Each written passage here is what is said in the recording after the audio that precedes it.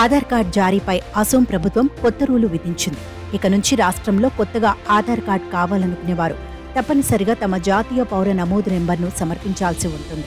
October 1 నుంచి ఈ కొత్త విధానం అమల్లోకి రానున్నట్టు అసోం ముఖ్యమంత్రి హిమంత బిశ్వ శర్మ ప్రకటించారు.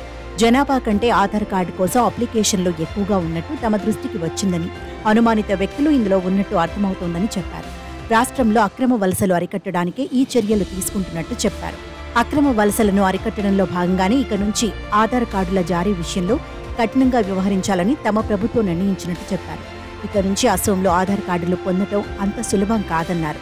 ఎన్ఆర్సీ సమయంలో బయోమెట్రిక్ లాక్ అయిన 9.55 లక్షల మందికి ఎన్ఆర్సీ అప్లికేషన్ నెంబర్ జత చేయాల్సిన అవసరం లేదని, వాళ్లకు మాత్రం ఆధార్ కార్డులు జారీ అవుతాయని సీఎం చెప్పారు. మిగిలిన రాష్ట్రాలు ఇదే పద్ధతి అవలంబించాలని కోరారు. తేయాకు ఉన్న ప్రాంతాల వారికి మినహాయింపు ఇస్తున్నట్లు తెలిపారు. అక్రమంగా అసోంలోకి చొరబడే వారిని గుర్తించే ప్రక్రియను వేగవంతం చేశామని, గత 2 నెలల్లో పలువురు బంగ్లాదేశీయులను పట్టుకుని ఆ దేశ అధికారులకు అప్పగించామని తెలిపారు.